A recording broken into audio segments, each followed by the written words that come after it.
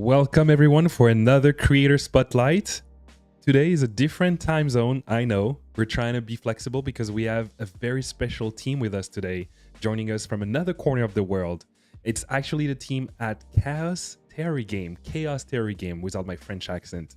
And they are actually working on an amazing game called Crab God. So I'm going to introduce them, but before we do so, as always, please play the trailer. Welcome to the underwater domain of the Crab God. Raise your very own adorable family of crablings. Teach them how to become the next ocean caretakers. Cultivate coral reefs to attract all kinds of new sea life.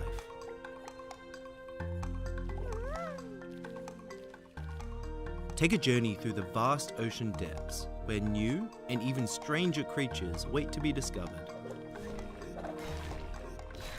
Become a leader worthy of your crabling's praise.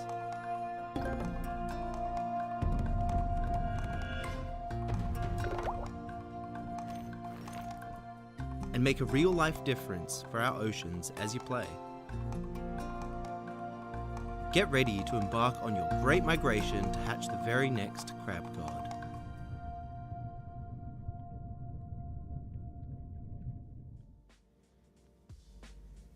Awesome. This is amazing. So we have with us James and Nico, game designer and creative director of Crab God, joining us live from Chaos Theory Games.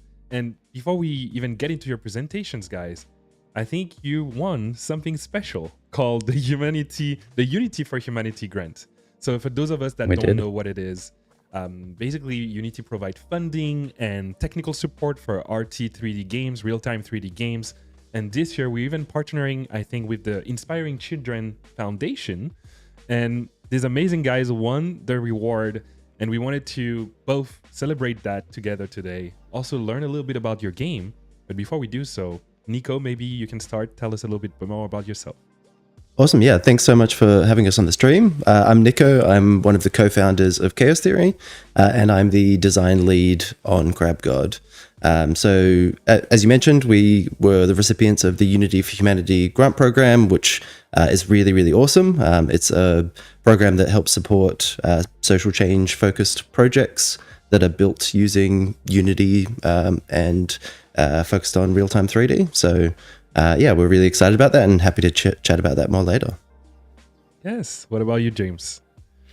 I'm James, so also one of the co-founders and the production lead on Crab God. So responsible for managing the team and making sure Crab God's migration actually makes it all the way to the end. Amazing. Well, thank you both for joining us. Where are you right now in the world? Tell us. The audience was actually telling us we have people from Malaysia, Venezuela. I'm myself in Montreal. Where are you? Yeah, we're based in Sydney, Australia. So thank you for changing the time of the live stream. We always look at the Unity events and we're on the opposite side of the world, essentially. So they're always happening at sort of 2 or 3 a.m. So we're glad that you've accommodated us. It's flexible. It's good to be involved. I would say the opposite. We accommodate you, but you also accommodated us, and we have so much people joining us from the other side of the world as well, that it's important that we can have as much, of your audience with us today. I'm super excited about this show. And before we dive into it, I'm going to break it down a little bit. So we'll talk a little bit about the history of the studio, of course, about the game, how it started, why are you even using Unity? And then we'll maybe showcase some fun stuff with the people and wrap it up. So as always, before we get started, we want to know, what is Crab God? Go for it, Nico. So Crab God is an atmospheric underwater strategy game where you play as a giant colossal crab that is a god. No way. A crab in a Crab God game.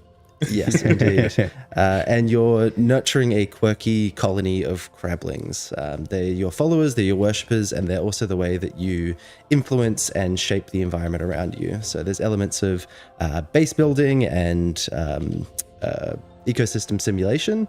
So depending on how you shape the environment, what corals and plants that you are able to grow, so an ecosystem grows and develops around that. So you're collecting favor, you're collecting and generating food, and your goal is to hatch the next crab god. So this current crab god is fading, and you need to choose a crabling to ascend to be the next sacred egg, and you sort of take them on a migration and nurture them, feed them, protect them from threats, and eventually they'll hatch into a new crab god who will rule for the next era. I love that. So we have links in the chat dropping live. Obviously, the Unity for Humanity grant. If you guys want to learn more about that, the website crabgodgame.com. And we also have a demo available on Steam right now, right? So your demo is already available. People can just click on the store and start having fun with this. Yep. Yeah. We're part of Steam Next Fest at the moment. So we'd love everybody to go and check out the demo and experience what CrabGod has to offer. I love that. And I think one of the things that I connect the most with this game is also about the environment. You all know I'm from Guadeloupe in the Caribbean, and I really cherish things related to preservation, cultural preservation, but also climate change. So it's beautiful to see games like that being highlighted through the program. But also your game is also fantastic. It's educative. And we're saving the actual world. Can you tell us a little bit more about that? Yeah, definitely. So from the beginning, we've always wanted CrabGod to have a positive impact on the world around us and on players.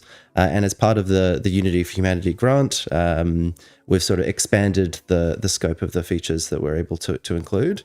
So we're donating 10% of the game's revenue towards funding impact features.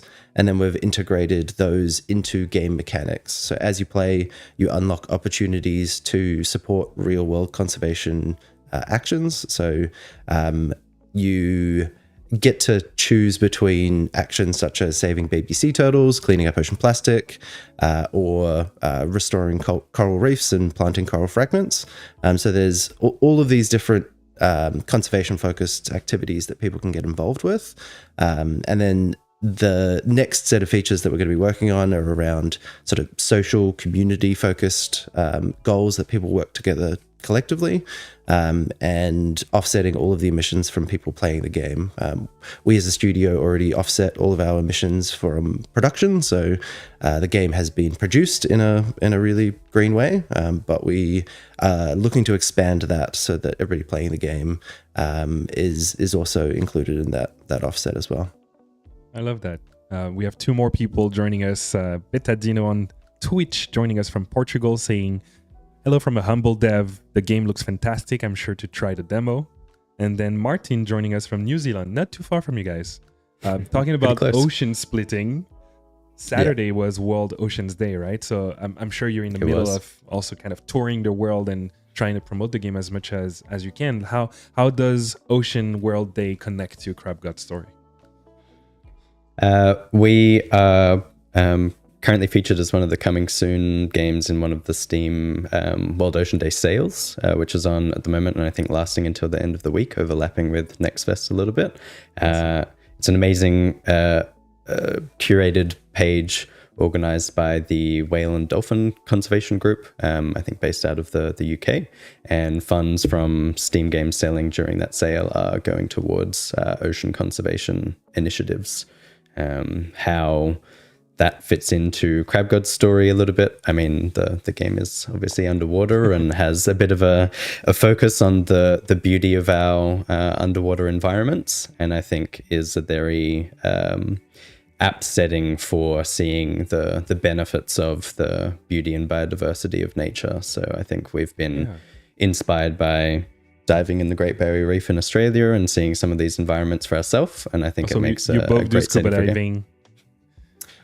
Professional level, I don't know if or? No.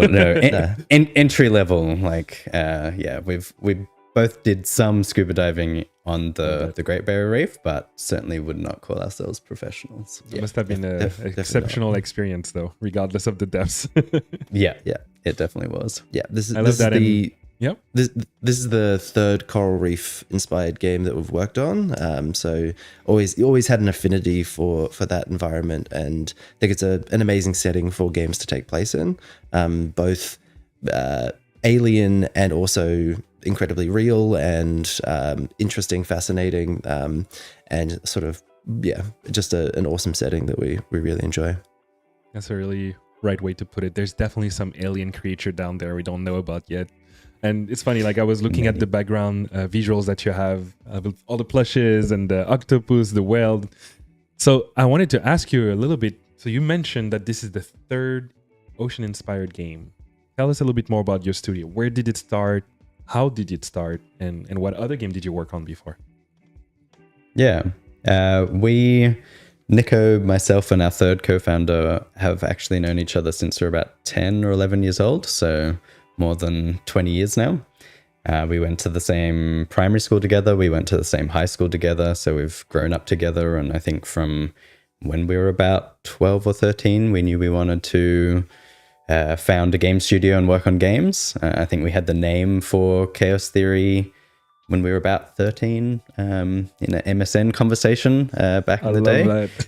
And somehow it stuck. And sort of as soon as we were able to, as soon as we finished school and tertiary education, we founded the studio and built it up from, a bit of blood, sweat and tears to about 25 people that it is today. We've, over the last decade or so, done games in all different areas. I think initially very scrappy and saying yes to everything, and maybe more recently in the last 4 or 5 years, we've been focused more on what we like to call transformational games, or games for impact and entertainment. But we've worked on mobile projects, virtual reality projects, augmented reality, physical installations, and all kinds of things. I think we started using Unity at Unity 4.3 before NGUI even existed. Yeah. I think right as the Mechanim animator came out or something like that. So we've been using Unity forever. But yeah, we've kind of always known that we wanted to get into games, to be making games together. And we're very lucky to have met like-minded people so early in life to make it happen. Especially that young, right? Like it's rare that people know what they want to do so early, but also sticking to it through thick and thin must have been an incredible experience as well. And I wanted to ask a silly question, but when you knew about the name for the studio, how long before you actually put it as an incorporated company? Maybe like 5-6 years before. So yeah, it stuck. I think we were doing logo designs for it probably 3 years before it was even incorporated. But at least based in Australia, you can't be a director of a company until you're over legal age, which is 18. So we were a few years ahead of that, maybe a few years ahead of our time, but managed to find a company name that sticks. And maybe unbeknown to us, or the name Chaos Theory is sort of the butterfly effect of small changes in initial conditions can lead to big outcomes. And that's been a bit of a driving philosophy or ethos behind the work that we do. I think games have the ability to inspire a lot of change in behavior or interest in certain topics. We know that Will, Nico and I, the co-founders of the studio, have certainly been led or inspired by a lot of the games that we played growing up, and think that games have a super powerful potential to do that for all over the world. Love that. Another question that I had for you was a bit related to what you just said about the transmedia approach, multi-platform, right? You've tested out almost everything. Have you always found it easy to decide where you want to go next, or did this come from just experiment and be like, oh, this format, 2D platformer or 3D screen versus VR? Was it something you always wanted to explore? Yeah, we have done a lot of collaborations with other organizations. So the work that we do with transformational games or games with real world objectives, usually games developed in collaboration with a company or an organization in order to solve a real world problem, working with their subject matter experts to design a game from scratch. And depending on the problem that we're looking to solve or the audience that we're looking to connect with, that really determines what technology is going to be best in order to fulfill that experience. So we've collaborated with the United Nations World Food Programme and various other charities and non-for-profits on games from staff training to social impact awareness campaigns, education for kids in primary schools. So there's a whole broad spectrum of different games and experiences. And it's been it's been a really good experience to always be able to dive into new technology, learn new tools, techniques. So I think we've always been guided by the problems that we're looking to solve and the collaborations that we're looking to have and the audience that we're looking to connect with. Yeah, I think we like to call ourselves platform agnostic, so pick whatever platform is best for the game or the project. And Unity's certainly made that pretty easy over the years, having support for kind of building to everything. So it's been a versatile engine where we have been able to build to all of those devices. Yeah, I think I'm glad to hear that. Yeah, I think go ahead, Nico. Some of our projects we built for web, and then we needed to do a mobile app version. It was sort of, I don't know, very quick to just update a few UI settings, and then it's good to build. Yeah, I feel like the cross-platform availability and compatibility from Unity is definitely a seller. I remember at SIGGRAPH last year, we had so many creations from the hacking and university students that joined, and everybody was like, yeah, that's the main reason why we stick to Unity later on when we actually build games, because we have so much experiment with art installations and prototyping. So it's definitely a good engine to pick up from, and then you can do so much things at the same time. But if you're here, you probably know why. My question now for you is more related to what you said before. So this is your third coral reef inspired game. So can we talk a little bit more about that, and also about, you know, the importance of coral reefs in the world and how we can maybe touch some people on that subject? Yeah, definitely. So I think it's always been an environment and a setting that we've been drawn to. I think that it is a very interesting environment and setting from a game design perspective, and from an impact perspective, it is also, I guess, at the confluence or at the center point of a lot of different environmental issues. We as a team, we as a company have always been really interested in making a positive environmental impact. I think that's the area that we've always been most drawn to, or the strongest pull has come from. So I think it's the combination of those two elements working together in tandem that has led to us coming back to the setting multiple times. So I think from the game design perspective, interesting characters, beautiful environments. Like I said, there are a wide spectrum of different nature games where you're collecting and caring for animals. And I think that it's just a natural extension of that sort of game design genre and philosophy. And then from the impact perspective, there's, I guess, obviously global warming that is raising ocean temperatures, leading to sort of more mass coral bleaching events happening more frequently. There's also things like ocean acidification or nitrate runoff or invasive threats. So there's a whole broad spectrum of issues that are impacting our oceans and our coral reefs. So through a game like Rainbow Reef or any of the previous projects we've worked on, by getting people to fall in love with these characters, to build a connection to our oceans, it kind of creates that initial spark of intrigue, that initial ripple in the ripple effect that is going to lead to bigger and better things.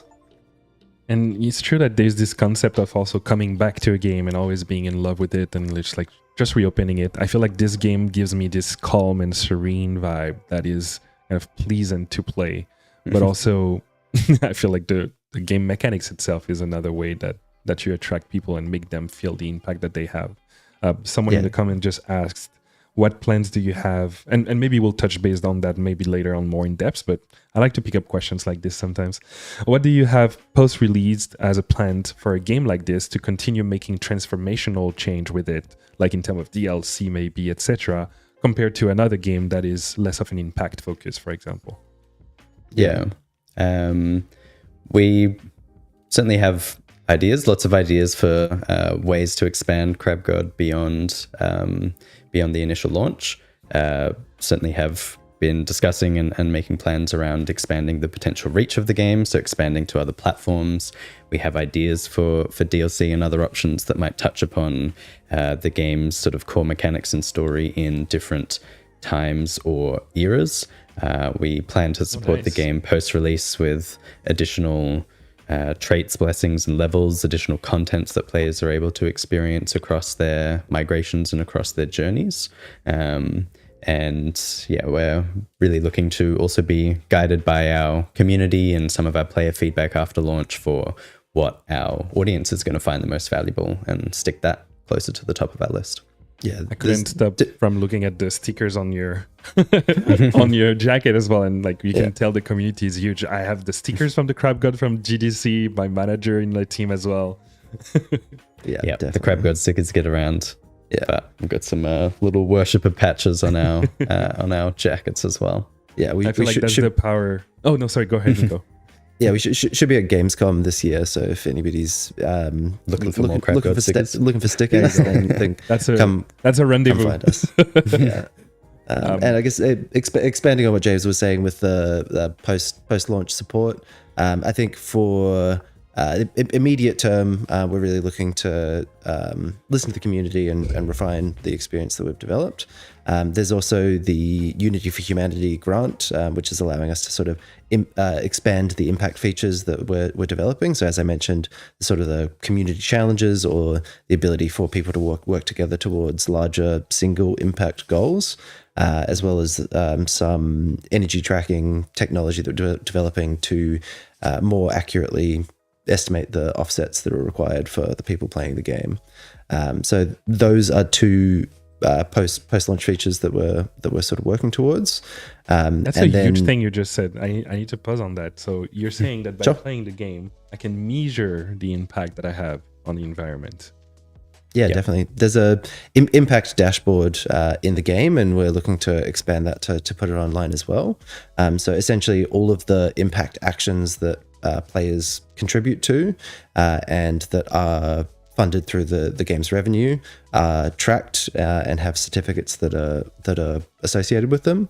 We're getting live hearts on YouTube as you're speaking, so keep going. Nice. That's what we like to hear. And it's a team called Dots.eco that have developed technology to connect game developers to various charities and conservation-focused organizations and companies around the world.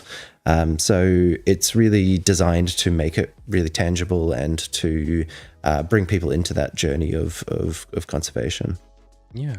It's a huge educational aspect, I feel, which, again, makes me want to play the game now to save more oceans. Yeah. We hope so. And you mentioned the power of community, right? So I feel like in terms of what the game can provide, there's the power of empathy, the power of care, the inspiration that it brings to others, which is obviously a huge ethos from your company. But is that how you're basically being driven to pursue this project?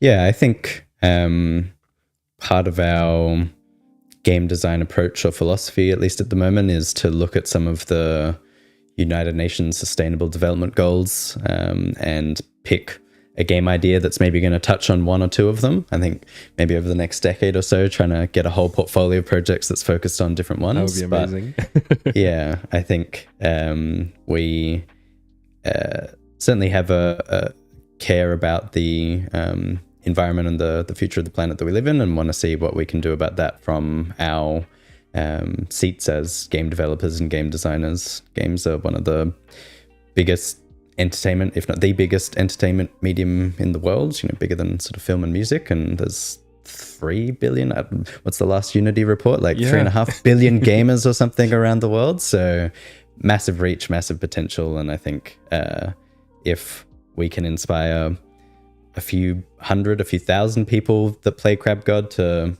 maybe consider a career in marine science or marine biology, or want to investigate a little bit more about some of these creatures that they experience in the game, then that's on top of the impact that the game is able to achieve through the support of the community. That's butterfly additional things that we can be doing to help steer things in the right direction. Yeah, and I feel like those streams are also kind of a good time to do this, right? Like we're inspiring people to think about, the world and the impact on the environment, but also aspiring game developers that might not know exactly how to get started. And for those that are just joining us right now, Nico and James have known each other from 13 years old, you meant, or maybe 10 years old. 10.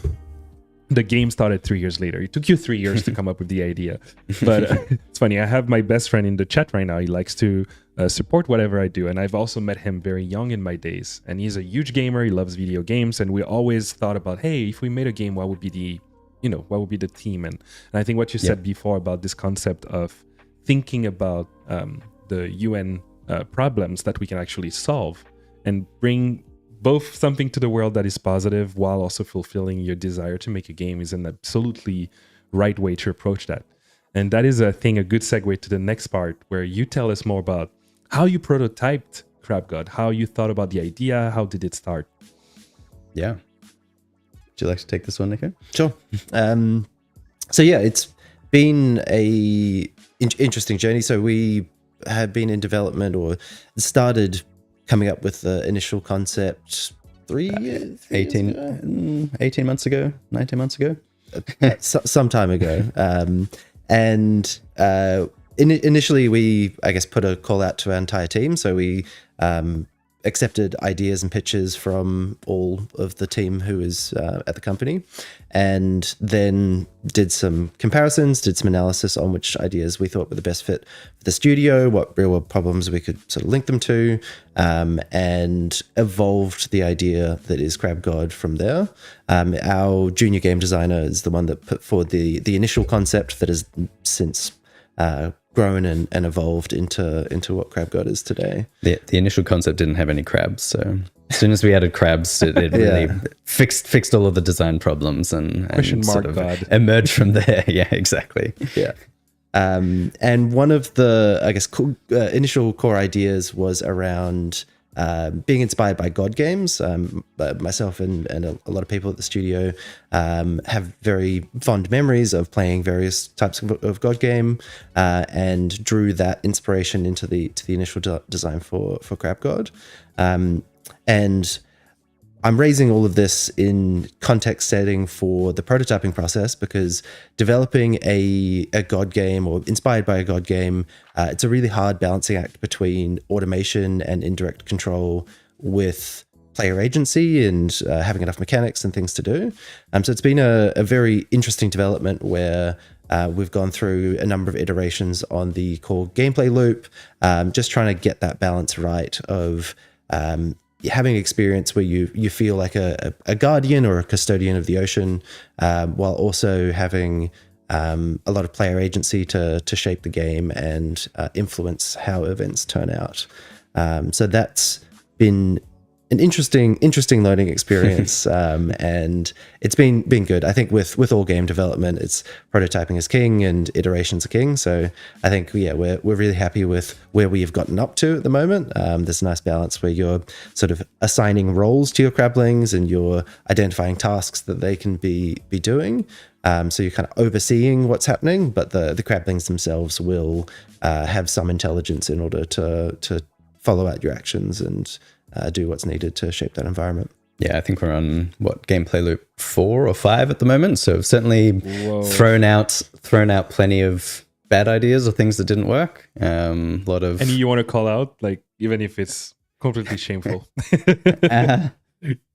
There's one that I'm fond of, which we called the Claw of God, where you could pick up and drag and throw crablings. Like you got the hand, the God hand, and move them around, but it, as Nico was saying, probably trended towards the too micromanagey aspect of the game, where the best strategy was just to drag and throw your crablings as close to the task as possible. So that's all that players were doing in order to sort of optimize their resource management part of the game. So yeah, there's a few ideas like that didn't quite work once we had rapidly prototyped it and quickly pivoted to ideas that hopefully felt a little bit more fun and robust to play. You just convinced my friend from Dominican Republic to try the demo as of now.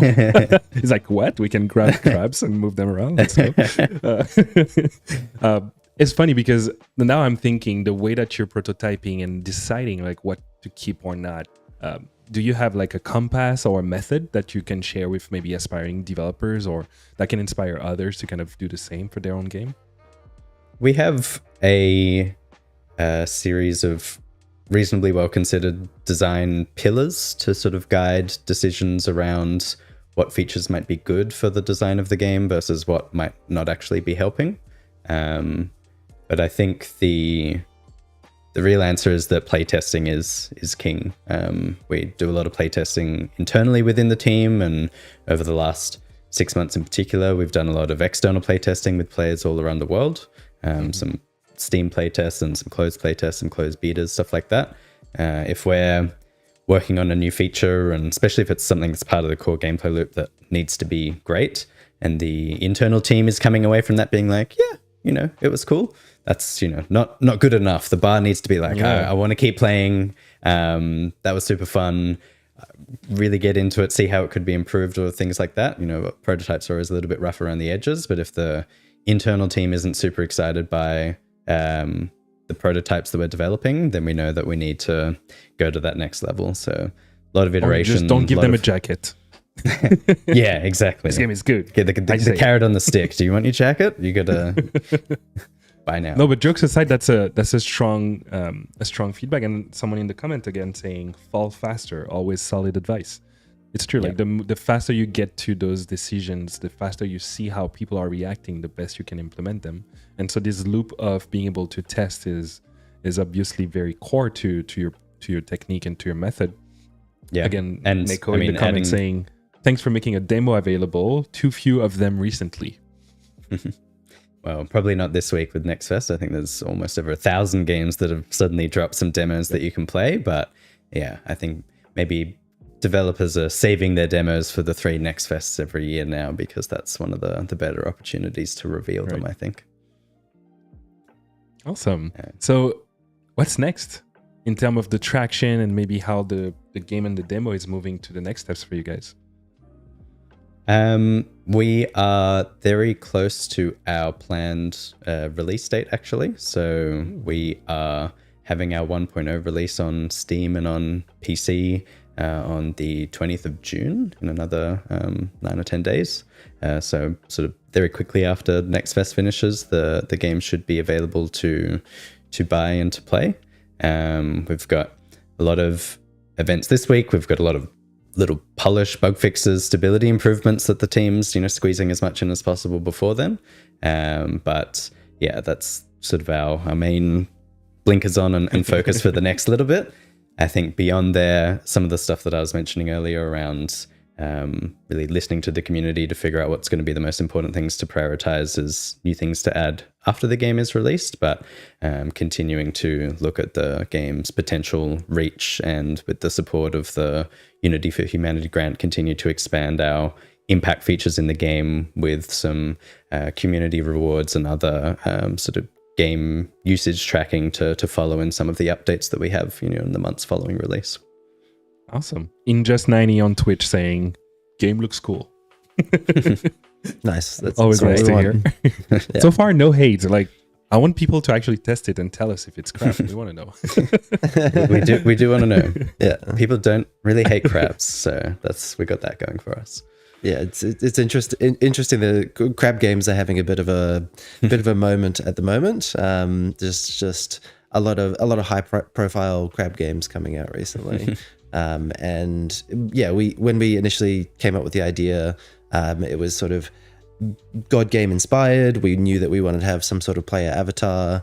We knew that we wanted it to be in the ocean, and is set near a coral reef. And we had sort of a few options for who is this god character going to be, and it was a choice between crabs and turtles, and crabs just seemed like a much better choice. I cannot say that to my fiancée. She loves turtles. Yeah, well, there are turtles in the game, so that's good. But I think the crabs just have so much charm and character. I think just the fact that they have arms and they like dance and drum their walk sideways, their claws on themselves to communicate, walk sideways. They're just very entertaining creatures, and a perfect fit for the game that we were developing. I agree. I have to say, in Guadeloupe, we have Easter, but we don't have chocolate bunnies. We have crab food. So people love crabs, but also love eating crabs. So probably not the best crowd but I'm sure they will be convinced to play the game because you can play as the crab as a character. And I think this is one of the coolest thing. Also, you play with the feeling of amusement, of how it's tapping into nostalgia, into what people love. It looks like a game for children, but it is not. It is really a game for everyone. And I think that's the beauty of building a game with such a big impact. Someone in the comment again asking, do you plan on doing other games with other subjects that affects environmental cause? So we kind of touch on that. And they're asking like lobbying, for example. Yeah, I think we'll probably always continue to have a environment, space, or science seem to be the big three themes that we like to build a lot of our game ideas and concepts around, but looking to some of the other United Nations SDGs for inspiration of, maybe focusing on some of the political action pieces that are relevant there, or some of the other land-based environmental considerations as well. Internally in the team, we probably joked about deer god and bird god being other options where, this concept can apply in different environmental contexts. But I think definitely something that remains core to the team and will likely be a focus of some of our projects in the future. Love that.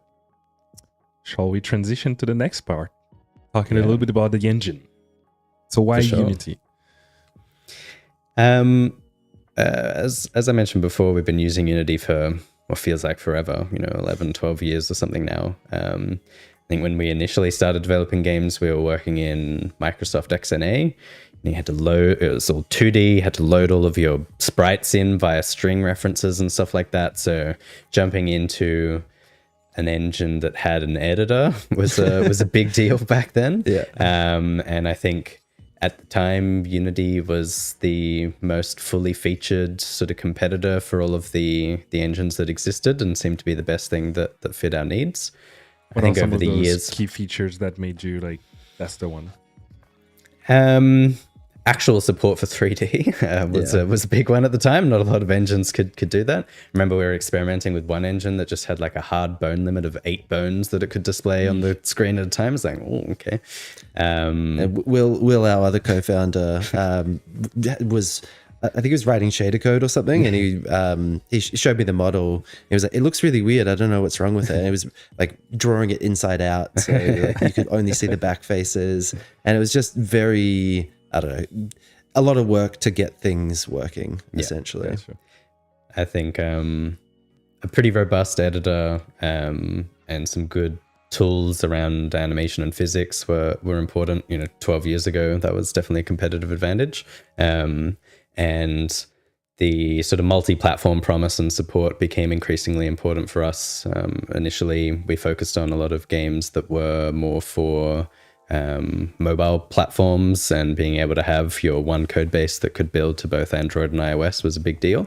We worked on a few mobile projects in Unreal back in the day, and it was always a little bit more cumbersome to get some of those things working, 8 or 9 years ago. I think it's improved quite a bit now, but I think that ability to be flexible and kind of have one code base for everything that we were targeting was really important.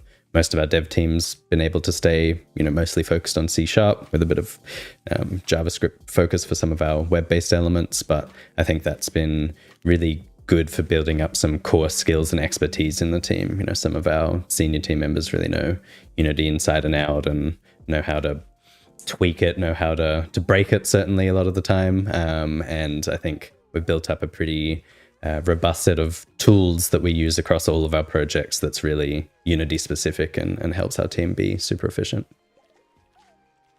I remember also you talking about the different plugins and assets available. Is there something specific there that you want to mention? Or even if you have like actual assets that people could be interested to purchase or to try, if that can help with their own game. Yeah, I think the Unity Asset Store, especially back in the day, was a massive advantage as well. Being able to get ready-made plugins, pieces of code, or 2D, 3D assets for games was super helpful for us. In CrabGod, most of the assets are all actually created by hand, so a lot of original stuff in the game, but we have made heavy use of a lot of things that Unity's made, as well as some of the asset store plugins. There's a lot of Cinemachine for camera controls. There's the game actually uses Unity's high definition render pipeline, which is the first Unity project that we've used that in, trying to squeeze as much visual goodness out of the game's visuals as we could and really stretch the team's creative limits and see what we could do with some more high definition features available to us. But yeah, a handful of Unity tools and asset store plugins that we probably use pretty regularly, and have definitely saved a lot of time in various aspects of development. That's awesome. And is there so the most question that people ask these days is, oh, what rendering pipeline should I get started with? Yeah, I mean, we've probably made over 150 games with Unity now. The majority of those were what's now called the built-in or the legacy rendering pipeline. So I've got a lot of familiarity with that. A few more of our projects recently have been using URP, and switched some of our long-term shaders that we've used for various effects and stuff over to making sure that they're compatible with the URP platform. I think it really depends on your maybe minimum spec devices and target platforms. I think as Unity recommends on their own website, HDRP is definitely for high-end graphics, trying to squeeze the most out of the game's visuals, and probably best suited for PC and the latest generation of sort of Xbox Series and PlayStation 5 consoles. Also, Unity's pretty versatile, so people considering doing architectural visualization or even like offline rendering for stuff like film, HDRP has a lot of good components in it for that. Automotive, digital twins, yep. Yeah, all of that kind of stuff. But if you're targeting mobile or Switch or even sort of lower end PC devices like or laptops Quest. And or Quests as well, like URP probably the go. Awesome. So your game is currently running on what then? We're using HDRP in CrabGod. We came off the back of doing some reasonably high definition mobile projects, but certainly working within the creative constraints of mobile as a platform, one light and very restrictive shaders and post-processing effects. And the creative team certainly wanted to maybe flex a little bit and see what we could achieve with some more tools and resources available. So we made the decision early on to pursue HDRP, both to flex our own sort of creative skills and to experiment with that as a pipeline. And I think we've used a lot of, volumetric fog and depth of field and other post-processing effects sort of exclusive to the HDRP pipeline. And we'll see that soon, by the way. We'll dive into a little bit of the engine and showcasing some cool stuff. For sure. And on the decision to choose HDRP, that was also guided by our game design pillars. So one of our pillars is wondrous visual experience, both from a gameplay perspective, giving you that sense of guardianship or being a custodian of the ocean. We felt like pushing the visuals as far as possible was worthy of being its own pillar. And then also from the impact perspective, creating an environment that you can fall in love with, that creates that sense of connection with the real world, was another area that we wanted to push forward with. So again, I guess circling back to the discussion around coming up with the initial concept and prototyping, that's always been baked in. So we decided to, I guess, invest the extra time and effort in order to push the visuals as far as possible, and Unity HDRP was part of that. It's a good message as well to think about the way that you're approaching the game came from the perspective of wanting to fall in love with the environment. And because of that, all of the decisions that you made have been following that ethos. So it's very, very cool to hear that perspective from a game dev perspective as well. Awesome. Yeah, definitely important. Yeah. So how has it been with the Unity for Humanity grant and obviously now working with a publisher and so on? Like, talk to us a little bit about that experience as developers. Yeah. So we've been aware of the Unity for Humanity program for a couple of years. As we've mentioned, we've been developing games in Unity, and with most of them being social change focused for 8, 9, 10, 12 years, a long time, since pretty much since the beginning of when we were developing games. So we've always kept an eye on the Unity for Humanity community. Always been interested in the projects and the goals of the program. And Crab God just seemed like the perfect fit, where it's a fun, awesome game with a real world impact objective. So we're very, very excited to have received that. It's given us, I guess, the support to expand the impact features. Also gave us some connection to the Unity tech consulting team that helped us with some optimization and really refining our approach on HTRP and a few sort of project build and optimization tasks as well. That's the technical support offered by the program itself, right? Yeah. It's funny, as I asked you that, someone in the comment called the Bull was like, not sure if it was covered, but how was funding covered? Were publishers pretty open to it? Which is exactly where we were going. Yeah. So with working with publisher, we in the past 5 years we've pitched a few projects to publishers, and I think there has definitely been a shift in the response that we're getting to the inclusion of impact features. We see it as a value add or another differentiating feature for the game. So when we were pitching Crab God, everybody was really receptive to the impact features being included. It's definitely worth highlighting that Crab God has a lot of really good fundamentals in terms of game design and being a product that people want to download and play. We focus on why it's fun and why you should buy it and why you should download it first.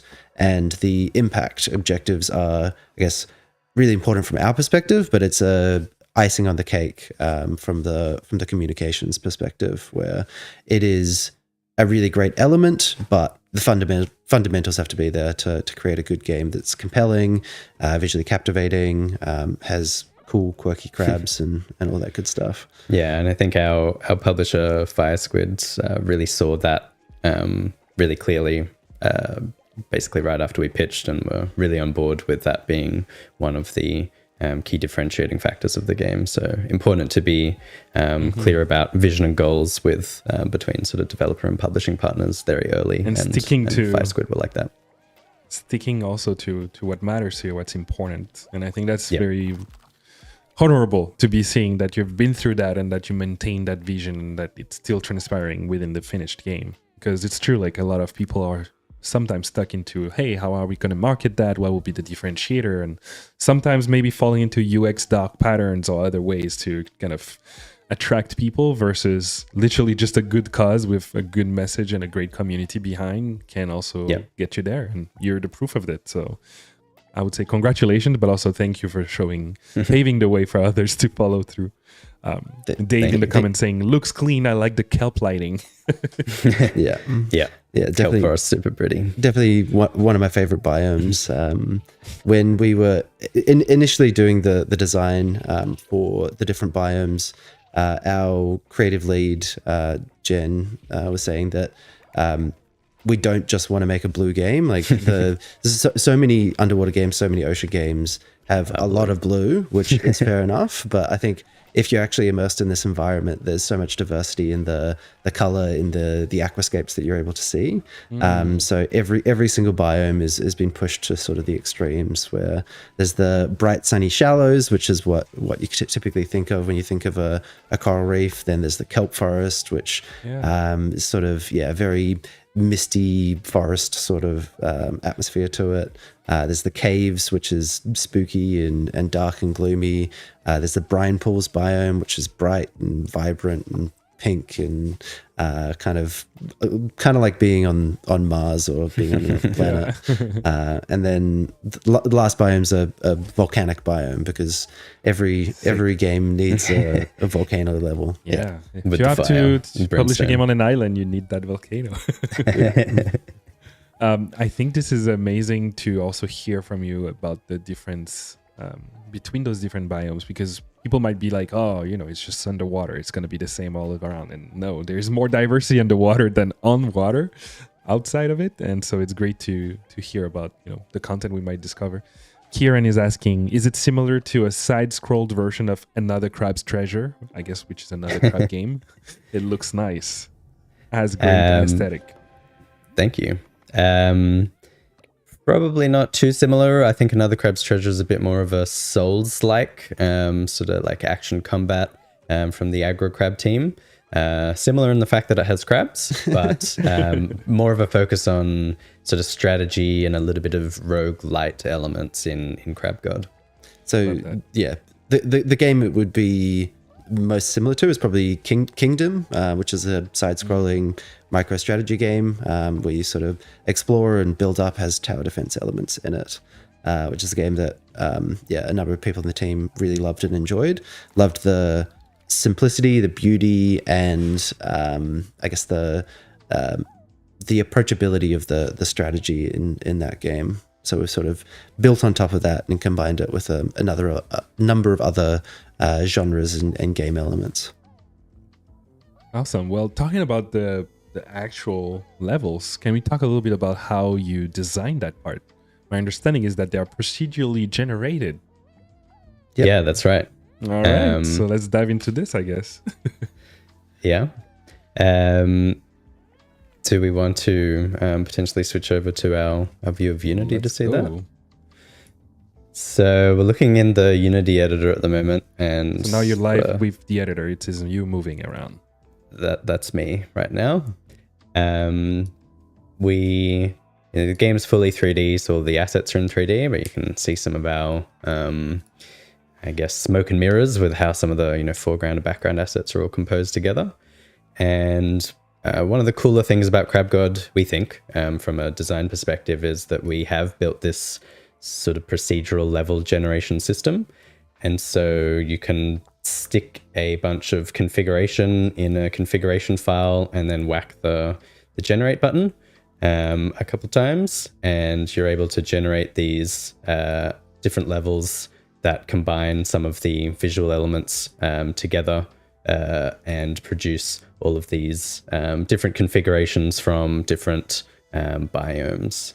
This is an example of one of the home borders levels, but if I maybe grab one of the kelp configs in here as well, then I can just hit the generate button and get myself a kelp forest level, which is pretty cool. So built a system that's pretty robust for designers to have a lot of flexibility in terms of what gets spawned in levels, and a lot of art and creative constraints around making sure that things could be all stitched together in these sort of chunks in order to produce levels that still looked good. But it's enabled the team to definitely be able to produce a lot of content in terms of the levels with a lot of flexibility. I think one of our designers was sort of able to make 20 or 25 levels within a day using tools like this. So definitely speeds up some of our development workflows. Wow. We're riding the line a little bit between... so the game isn't runtime procedural. It's not fully randomized at the time that you load into a level. We are having a little bit of edit time procedural, and then designers might make a couple of tweaks to the levels that get generated and then save it as a scene and include it in a batch of scenes that can be chosen when the player is playing a run, because that offered us, considering the time involved, the best trade-off between sort of a curated experience and in some cases, the level generation still produces something that's wouldn't be too fun to play, and from having a game to design make perspective, you still from have a game that design choice. perspective. Yeah, exactly. So and I think that's beautiful to tools hear about that collaboration between the procedural aspect and still curated handcrafted parts. Yeah, exactly. And yeah, it's been an evolutionary process and some interesting technical constraints around needing to continually improve the tools and, you know, regenerate some levels based on those tools improving. But we've got it to a pretty efficient point now where we have a lot of these different configs that produce pretty good levels. And so whack the generate button a few times and you can get some level configs that look pretty good on paper. Also important for us to make sure that we can play straight from any scene in our project. So I've made sure to customize a little bit of the loading and some debug tools so that you're able to, well, not exactly in this level, but generally speaking, play into, this is why designers need to do some testing on each of these, but pretty much able to generate a level. Yeah, exactly. Able to generate a level and go in and sort of play and experience it straight away. Load in some save data and stuff like that as well. Makes it nice and quick. And it's also cool to see, and I want to say that every time, but when a developer opens their Unity editor and how unorganized and my hierarchy of files is compared to yours, it's amazing to see also your system for labeling and for organizing your project. Yeah, I think learning from there. The repo is like 90 gigs now, like a lot of big assets in here. So definitely need to keep it nice and clean or we'd go insane. Kieran saying this is awesome to see. And yeah, I believe this is one of the coolest part of those creator spotlight is when we can look under the hood and understand a little bit better of your workflows. Any improvements or stuff that by going through this you feel like if you had to do it over again you will approach that differently? I think we'd like to consider tackling runtime procedural in the future. So like doing the extra probably month of dev effort required to make sure that when it does produce a level, it's producing a good level every time, like additional constraints, additional control over the randomness and stuff like that. Because a challenge throughout development was that we generated some levels. The designers were like, oh, it'd be really cool if the tools had this. We added new gameplay elements, like there's treasure that can appear in certain biomes or clams that can spawn, but then we had to go back to previous levels and make sure that they had those things added in. So there's a bit of a chicken and egg or good collaboration between design and development in terms of, oh, it'd be cool if the tools did this. We add some new things, then we need to create or generate some new content there, which if we were doing this again, I think we could maybe either spend a lot more time at the beginning making the tools as good as possible with some more placeholders of things that we might need in the future, or tackle a bit more of that runtime procedural approach where we can keep tweaking the tools and make sure that it's producing good results without needing to recreate any content. Yeah. You mentioned earlier when we were discussing about assets that most of the game has been handmade by the team. Someone in the comment is asking, how did they use or create the asset? Was it using 3D software like Blender or any other thing you could recommend? Yeah, I think our pipeline from the art team is primarily using Maya for all of the modeling and UVing, rigging and animation. And then we heavily use the Substance Painter and Designer suite for some of the texturing work in the game, as well as good old Adobe, some hand-painted textures in Photoshop and some other elements like that is most of the tool chain for the art team. We also use the Amplify shader editor, which is compatible with URP and HDRP to make some of the game's sort of crazy shaders and visual effects. So I see some lens flare almost right there. Yeah, there's a little bit of fog and some, probably the kelp forest is a better example of some of those lighting effects that we can generate here. But someone was like, is there a rave with crab? Because of the kelp lighting. Should be a secret menu, secret game. Yeah, we've definitely got to add that crab rave.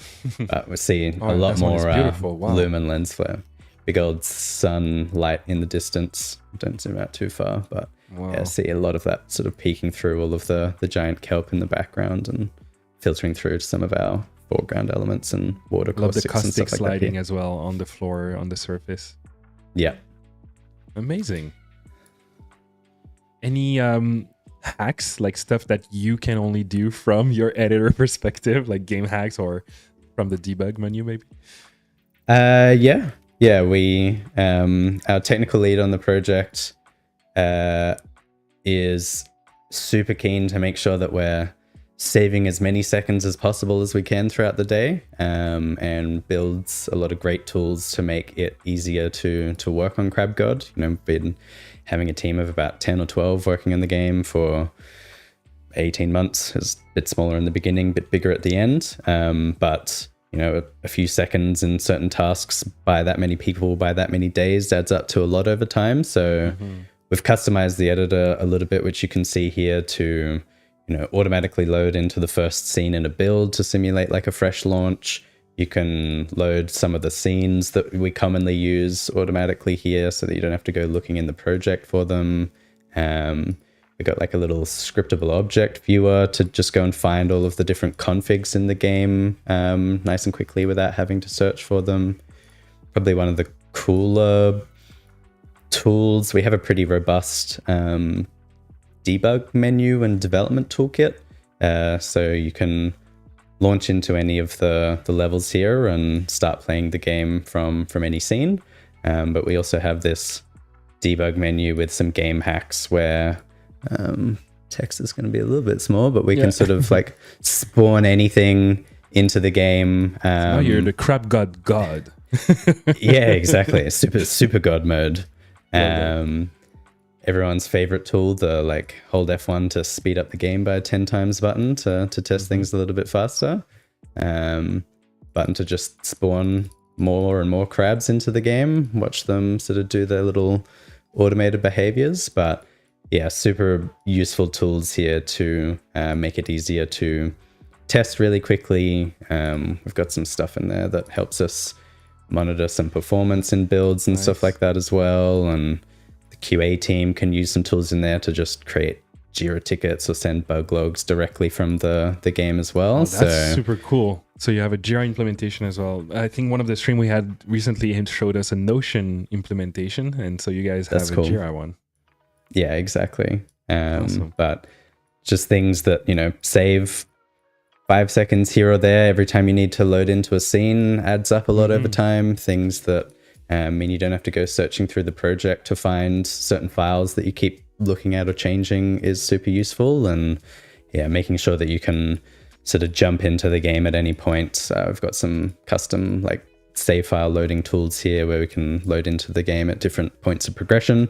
Makes it super useful for not having to play through a 5-6 hour run every time to test the end game sort of migration animations and sequences and stuff like that.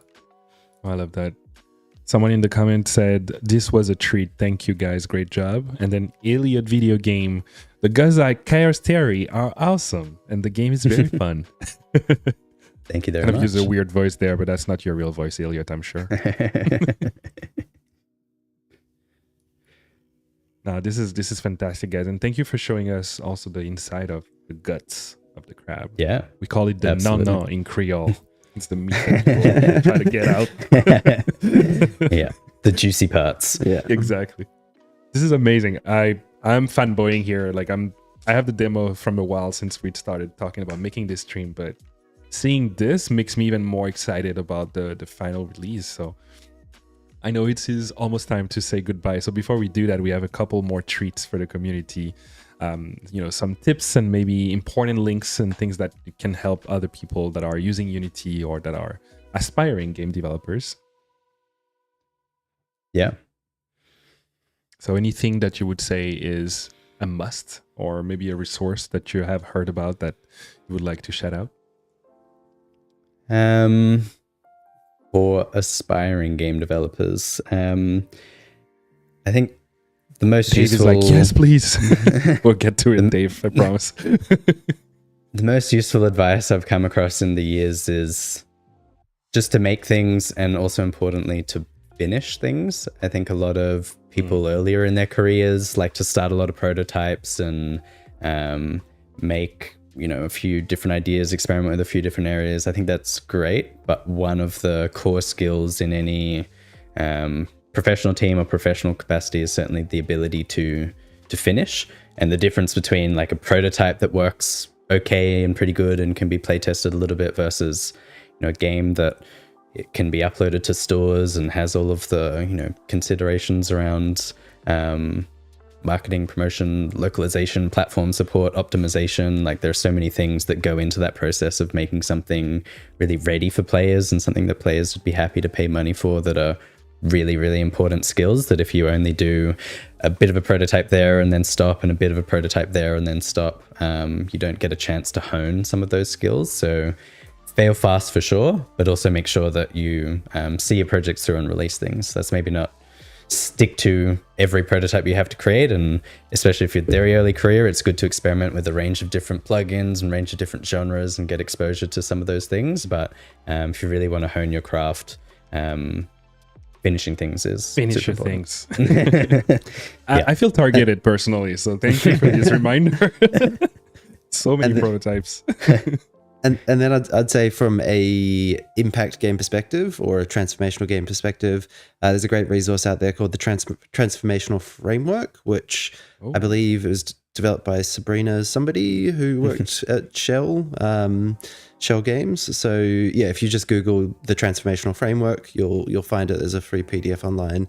So it's a good, there's a good with the team, a good tool or resource in order to help people from different backgrounds think about creating games that have a real world impact or have some sort of transformation for players or the world around us. It is designed to be useful for both game developers and also people who are outside of game development. I find often with the impact focused games that we've created, it requires a lot of collaboration. You have a subject matter expert who doesn't know how game development works, and you're essentially adding another piece of complexity into the already complex job of making a video game.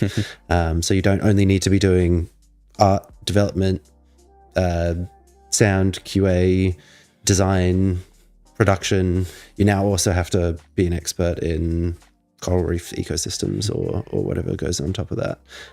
So definitely good to have resource. Yeah. Have a framework there in order to help organize and communicate between those different disciplines. Love that. Thank you for this, Nico and James. And so again, putting the link for the demo because I think not enough people have tried it yet. Here's the any last thought, anything that's coming soon that you want to highlight besides the launch, obviously next week and so on? Nothing other than the launch. We're very focused at the moment. Steam Next Fest is happening, so definitely check out the demo. And other than that, we'll be continuing development post launch. So if you've got any feedback, definitely feel free to let us know via Steam community page or join our Discord or all of the above. And we hope you enjoy it. We're very keen to discuss and continue the conversation. So feel free to connect. Yay! Thank you so much, you both, for joining us, for sharing your knowledge and your experience with us, and for everybody here watching us live right now. And I hope that you learned a lot, that you had fun as well. This was pretty cool with the couch setup. Would love to have you again in the future once the game is launched. But thank you so much, guys, and I hope that your game does fantastic and saves a little bit more the planet, because we need that right now. Awesome. Yeah, thank you, Manu and Unity for hosting us. Thank you very much. It's been really enjoyable, and thanks everybody for watching. June 20, games out, wishlist now. Okay, and all of that. And just before we close, I have one announcement. So we're gonna get into another stream actually tomorrow at our regular time, 12 p.m. EST. It's gonna be a Let's Dev talking about XR. Obviously, with the WWDC that just happened on Monday from Apple, there's going to be some interesting conversations there. And I hope to see you all over there. Thank you again, Nico. Thank you, James. And thank you. Ciao.